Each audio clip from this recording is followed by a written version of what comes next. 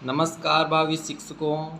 आज हम बात करेंगे अटेस्टेशन फॉर्म और इस फॉर्म को फिल करते हुए आपको कौन सी परेशानियों का सामना करना पड़ रहा है और साथ ही साथ जब आप पद कोड और क्रम संख्या में क्या क्या आपको भरना है, क्या सभी को वह भरना है, यह जानकारी मैंने जुटाई है और इसको लेकर के ये वीडियो है। और साथ ही जिन्होंने डीएलएड किया है एनआईओएस ओपन स्कूलिंग से, उनको लेकर भी इसमें मैं कुछ चीज़ें बताऊंगा कि जो अपनी प्रवेश दिनांक को लेकर के चिंतित है उनको कौन सी डेट फिल करनी है। तो आराम से देखिए, अटेस्टेशन फॉर्म को लेकर के आपको यहाँ पर भर देना है नेम। जैसे कि मेरा नाम रवि कुमार है तो आपको यहाँ भर देना है, सर नेम लगाना है, रोल नंबर लिख देना है, मेरिट क्रमांक खाली छोड़ देनी है, प्रेजेंट एड्रेस आपको लिखना है। जैसे विलेज हो तो आराम से विलेज, और ध्यान रखें कि ये सभी के सभी आपको राइट इन ब्लॉक कैपिटल लेटर्स में लिखना है, तो इनका भी विशेष ध्यान दें। विलेज लिखना है, डिस्ट्रिक्ट लिखना है, आराम से प्रेजेंट एड्रेस और होम एड्रेस। मेरा प्रेजेंट एड्रेस और होम एड्रेस चूँकि समान है इसीलिए मैंने ये दोनों क्या लिखे हैं, समान मैंने लिख दिए हैं, जैसा ऊपर वैसा नीचे, क्योंकि मेरा प्रेजेंट और होम एड्रेस समान है इसलिए मैंने लिख दिया है। और जो 4 नंबर का है इसको मैं फिल नहीं करता हूँ क्योंकि ये मेरे दायरे से बाहर है। फिर आप आ जाइए फादर्स डिटेल, जैसे कि नेम, तो यहाँ पर नेम लिख देना, प्रेजेंट पोस्टल एड्रेस जो हो वो लिख देना, और जो परमानेंट होम एड्रेस है वो लिख देना है। प्रोफेशन क्या है, उनका व्यवसाय क्या है, फॉर्मर है या जो भी हैं वो यहाँ लिख देना। और अगर सर्विसमैन है तो वो उनका ऑफिशियली एड्रेस यहाँ पर लिख देना है कि कहाँ पर वो अभी वर्तमान में सेवारत हैं। नेशनलिटी में क्या करना है, जैसे कि फादर इंडियन है तो यहाँ पे यस लिखना है, मदर्स इंडियन है तो इसके पास में लिखना है यस, हस्बैंड है इंडियन है तो यस लिखना है, वाइफ हैं तो इंडियन लिख देना। जैसे कि मेरे वाइफ नहीं है तो मैंने यहाँ पर क्रॉस लगा दिया है, हस्बैंड तो यहाँ पर क्रॉस लगा दिया है मैंने, दोनों पे यस यस लिखा है YES करके। फिर ये जो अगर आपके हैं तो ये आपको लिखना है हस्बैंड और वाइफ लिखना है। डेट ऑफ बर्थ लिखना है, मैंने यहाँ पे लिख दी है, आपको ऐसे अपनी डेट ऑफ बर्थ लिख देनी है। प्रेजेंट एज ऑन एडवाइज्ड, तो यहाँ पर क्या है कि 2001-1-2024 को मानकर आपको डेट फिल करनी है। अगर आपको ये डेट निकालना नहीं आता है तो जब आप अपना ये फॉर्म फिल करोगे ऑनलाइन वाला, उसमें डेट ऑटोमेटिकली मेंशन है तो आप वहाँ से इसको देखकर भी भर सकते हो, ठीक है। तो यहाँ की दिक्कत नहीं लेनी है। एज एट मेट्रिकुलेशन, तो इसमें क्या करना है आपको कि जो आपकी 10th और 10th की जो ईयर्स हैं वहाँ का लिख करके, और ऑनलाइन जो एज कैलकुलेटर हैं वहाँ से निकल जाएगी एज, वो भर देना। प्लेस ऑफ बर्थ यहाँ पे लिख देना, डिस्ट्रिक्ट लिख देना, स्टेट लिख देना, ये सब इसमें कॉलम में आ जाएंगे, आप आराम से लिखें क्योंकि हमने भी लिखे हैं तो मतलब आपके भी आएंगे। स्टेट लिख देना, हिंदू लिख देना। Are you a member of schedule caste, schedule tribe, तो यहाँ पर यस लिखना है, और अगर आंसर यस और नो में देना है। And if the answer is yes state the name there, तो आपको क्या करना है, जो यस लिखो या नो लिखो, अगर यस तो पीछे अपना स्टेट भी मेंशन करना है, यस करने पर आपका स्टेट भी मेंशन करना है। अब आगे चलते हैं, आराम से, कोई दिक्कत नहीं है। यहाँ पर जैसे कि एजुकेशन क्वालिफिकेशन शोविंग करना है तो यहाँ पर एड्रेस आपका भरना है, अपनी जहाँ पर आपका कॉलेज है उसका एड्रेस, उसका क्या करना है, यहाँ पर नाम लिखना है। यहाँ पर एड्रेस की जगह पर क्या लिखना है, नाम लिखना है, क्योंकि नाम से ही वो जानी जाती हैं।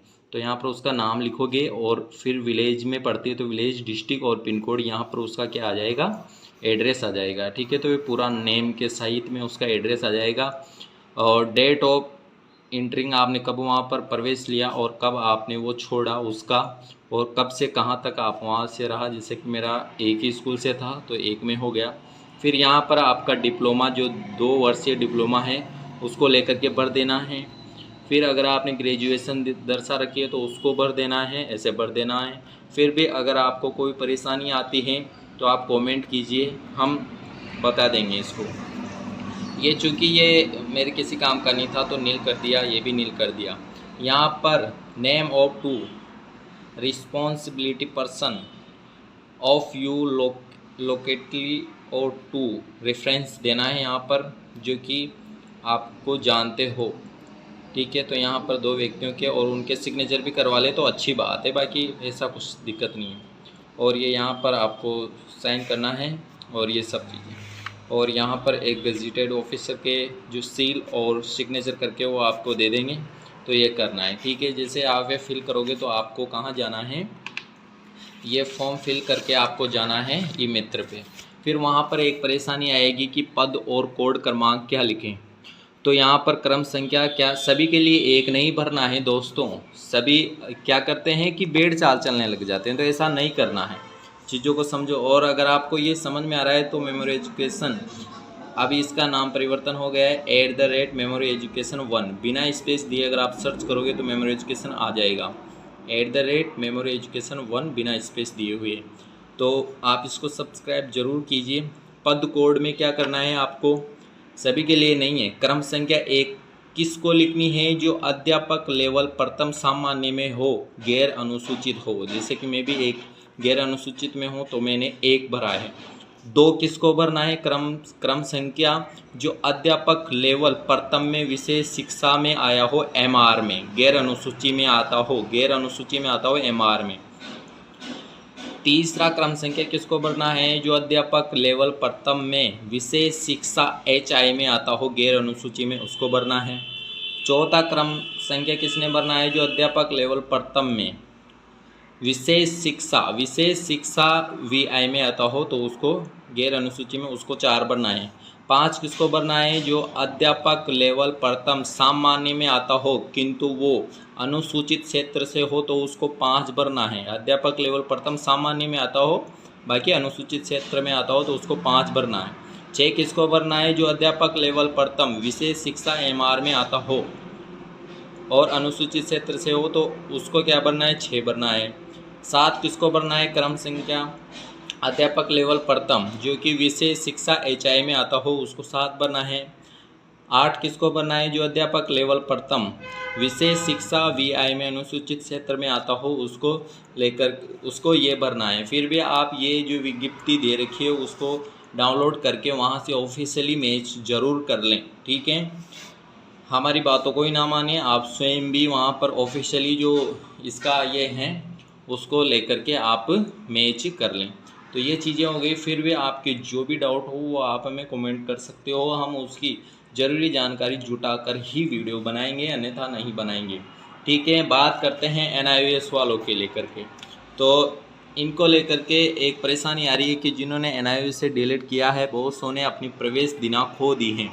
तो घबराने की कोई आवश्यकता नहीं है, आपके पास में प्रूफ आपके ही के पास मौजूद हैं, किंतु लोगों को पता नहीं है। तो हम आपको बता देते हैं, प्रवेश डेट आपको ये लिख लेनी है, डेट रिकॉग्निशन ऑर्डर, ये वाली जो डेट है ना 22/9/2017, ये लिख लेनी है, क्योंकि चूँकि मेरे पास जो प्रवेश दिनांक है उसमें एक दिन का ही डिफरेंस है। तो आप अगर ऐसे अनुमान से लिखते हो तो मेरे हिसाब से अनुमान से कहीं बेटर है कि आप ये वाली डेट लिखो और इसकी पीछे से फ़ोटोकॉपी करवा के आप इसका एज प्रूफ आप इसको दे सकते हो, क्योंकि ये मान्य होगी, इसे कोई भी नहीं ये कर सकता है। ठीक है, तो ये NIOS जो प्रवेश डेट को लेकर के संशय था वो मैंने यहाँ पर इसको भी ख़त्म कर दिया है। फिर भी आपकी जो भी परेशानियाँ हो हमें बताइए, क्योंकि मैं बताता आ रहा हूँ कि NIOS को लेकर के अवेयरनेस नहीं है और लोगों को पता भी नहीं है। तो आपकी जो भी परेशानियाँ हो आप कमेंट करें और हमें बताइए। ठीक है, तो ये सब चीज़ें थी जो ज़रूरी चीज़ें थी, इसलिए मैंने वीडियो आपको प्रोवाइड करवा दिया है। तो अब आपको ये वीडियो सभी ज़रूरतमंद तक पहुंचाना है ताकि उनकी भी मदद हो सके। ऐसा नहीं है कि आपने अपनी मदद कर ली और लोगों को नहीं बता, क्योंकि अगर मैं आपको नहीं बताता तो शायद आप तक ये मदद नहीं पहुंचती। तो आपको ये मदद दूसरों तक पहुंचाने के लिए उनको शेयर भी करना पड़ेगा। तो ये आपका परिवार है और आप सभी इस परिवार का सदस्य हो, तो सभी को शेयर करो यारो।